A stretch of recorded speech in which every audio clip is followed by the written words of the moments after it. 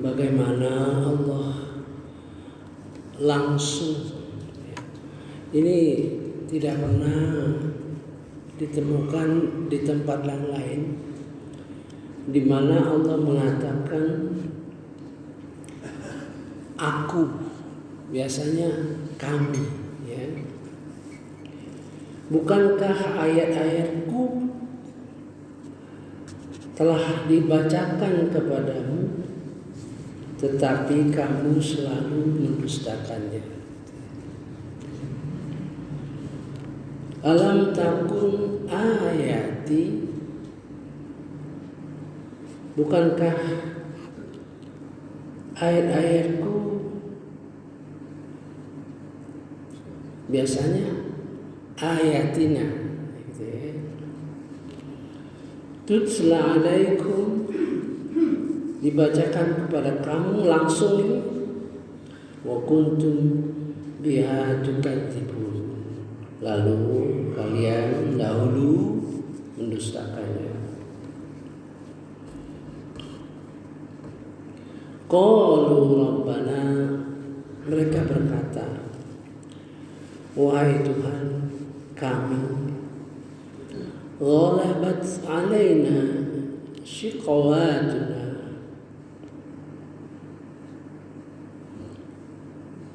Ghalabat itu kata-kata yang keras sekali, ya.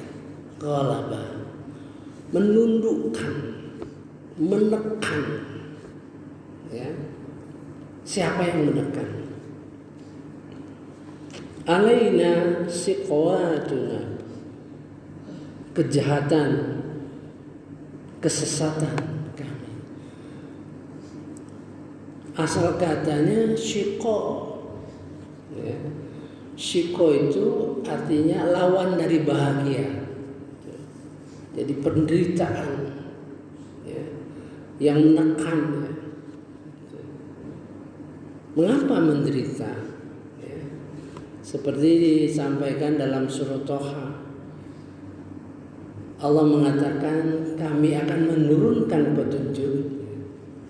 Kalau kamu memenuhi tentu akan bahagia. Kalau tidak, kamu akan sempit. Mari kita lihat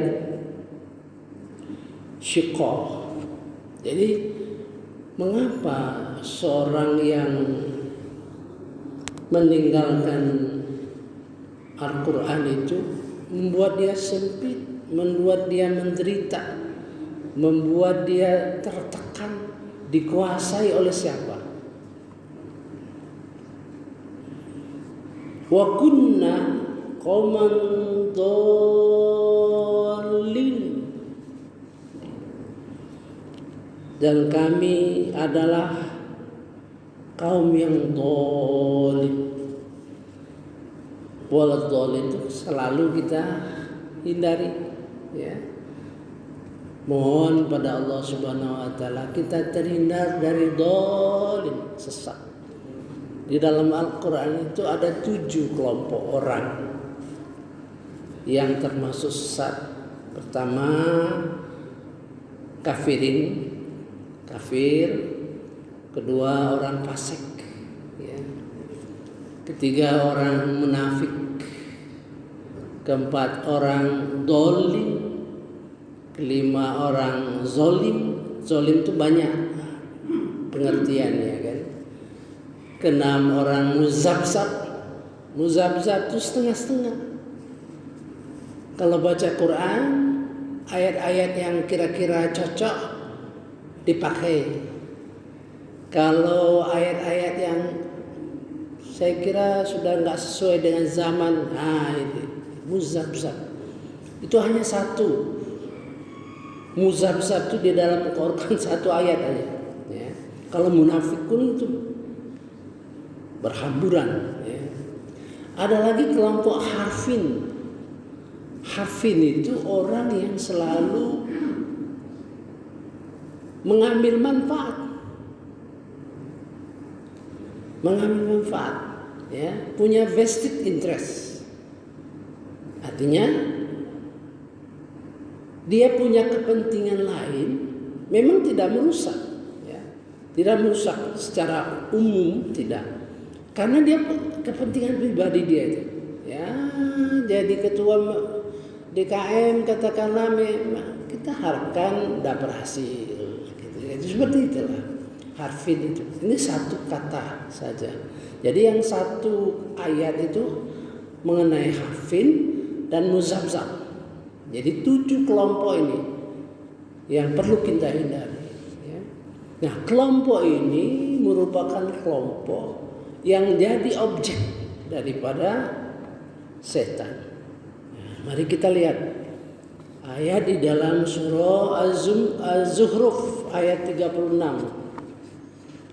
Ini kita lihat pangkalnya ya. Pangkal penyebab.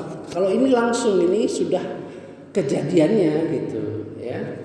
Kejadiannya sudah seperti itu. Sekarang penyebabnya mengapa? Maka kita akan lihat di dalam surah Az-Zukhruf ayat 36.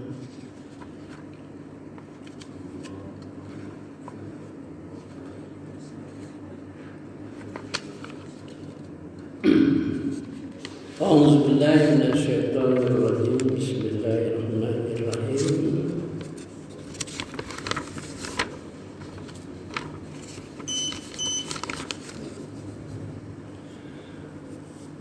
Dan barang siapa yang berpaling dari pengajaran Allah yang Maha Pengasih, maksudnya Al-Quran, kami biarkan setan menyesatkannya dan menjadikan teman karibnya. Kalau terjemahannya berpaling, ya. Padahal kalau kita lihat kata-katanya itu artinya gelap, ya, gelap.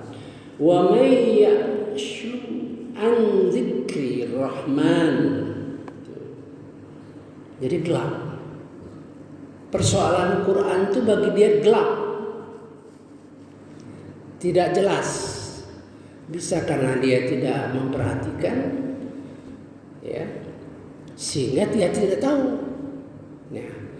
Nah, akibat dia tidak tahu ini, maka tentu dia akan, karena ribuan ayat, bukan sedikit saja. Misalnya sederhana saja, sholat bagus, ya, ibadah lain bagus, tapi lupa dia satu ayat.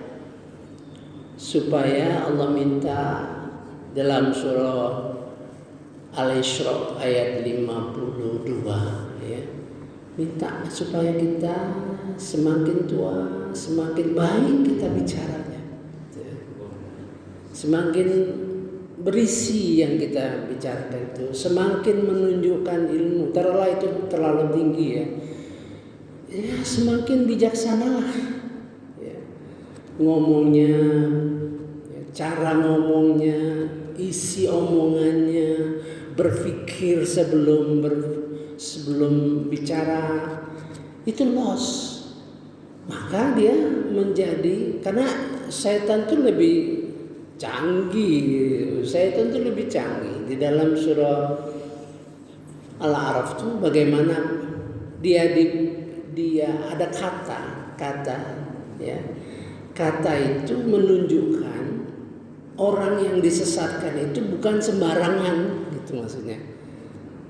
Bisa hafal Quran, dia mengerti seluk-beluk Al-Quran, hanya kelakuannya yang sombong, ya. Itu saja sebenarnya. Kalau yang lain-lain cukup menguasai dia. Nah, itu sehingga dia bisa menyesatkan kita. Kita ketemu dengan orang yang kalau bicaranya sering menyakiti hati orang, ya, sering macam-macam lah, ya. Padahal ibadahnya baik. Itu karena ribuan ayat, ya, yang tidak dipahami, jadi gelap. Nah, di sinilah arti wa may an dzikri rahman. An dzikri rahman itu yang dikatakan zikir itu. Al-Quran itu ada sekitar 10 persamaan. Al-Quran, Al-Kitab, Al-Huda, Al-Bayyinah, ya. Al-Hadith, An-Nur, An-Nur, ya, Ar-Ruh, Al-Ayah. Gitu. Jadi kata-kata itu kalau kita ketemu dalam Quran seperti ini, An-Dzikri. An-Dzikri. Nah, kita sudah kontak itu. Apa itu An-Dzikri? An-Dzikri itu artinya, prakteknya ya, kalau ayat itu dibacakan kepada kita, langsung kita kena. Waduh, jangan-jangan aku seperti orang, itulah An-Dzikri. Ya, terkena kita itu, terkena, langsung terkena kita. Kalau dibaca wa may ya'shu an dzikrir rahman, barang siapa yang gelap ya terhadap ayat-ayat Quran yang mengena ke dirinya gitu ya. Jadi kalau orang terdengar ayat-ayat Al-Quran dia tidak terasa, itu belum an-dzikri, belum sampai zikra gitu ya. Kalau dia terasa, bergetar hatinya, kecut hatinya, takut, itu an-dzikri. Banyak kita kan baca Quran walaupun itu biasa saja gitu. Itu an-dzikrir rahman, apalagi ada kata rahman. Ar-Rahman itu mengganti Allah di dalam ayat-ayat Quran biasanya berkenaan dengan kasih sayang. Ya. Mari kita lanjutkan nantinya ya. Kita kumpulin semua ayat-ayat berkenaan Ar-Rahman. Ya. Ada sekitar mungkin 50 ayat berkenaan dengan Ar-Rahman. Nah, dari situ kita bisa melihat apa pesan dari Ar-Rahman itu secara detail. Nanti insya Allah kita kumpulkan ya. Nuqayyid lahu syaitanan. Nuqayyid lahu syaitan. Nuqayyid itu seperti telur itu kulit telur gitu. Yang menguasai isi telur. Telur itu berkuasa kulitnya itu terhadap isi telur, dia sehingga dia terkungkung tidak bisa kemana-mana. Syaitan, ini setan, jadi nuqayyid lahu syaitanan fahuwa lahu qarin, jadi teman setan kita ya. Nah, apa enggak, karena temannya banyak yang meliputi dirinya, dia tak berdaya ya. Itu maka kita berusaha ya untuk sedikit satu ayat satu hari 6.000 hari tentu semakin, dan ayat-ayat Al-Quran itu satu dengan yang lainnya mengikat. Jadi tidak mungkin ayat itu apabila kita pahami secara komprehensif dihubungkan dengan ayat-ayat yang berkaitan, tidak mungkin, salah itu luar biasanya Al-Quran itu ya. Bukan dia tidak bisa dia satu ayat, pasti berkenaan dengan beberapa ayat. Saya kira itu yang penting bagi kita. Mari kita kembali ke surah Al-Mu'minun tadi ya. Jadi kita berusaha ya untuk paham dengan Al-Quran gitu ya. Sedikit demi sedikit gitu ya. Kalau belum punya fasilitas yang lengkap ya baca saja terjemahan. Namun itu tidak akan selesai. Rusaknya sekarang ini umat Islam ini rusak, berpecah belah seperti ini karena betul-betul tidak dalami Al-Quran ya. Tidak betul-betul mendalami Al-Quran. Al-Quran itu dilihat sepotong-sepotong ya. Misalnya saya sudah membuat skema dari Al-Quran itu.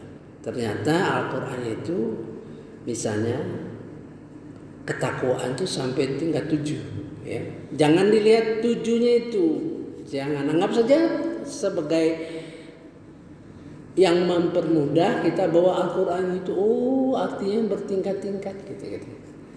1, 2, 3, 4, 5, 6, 7 ya.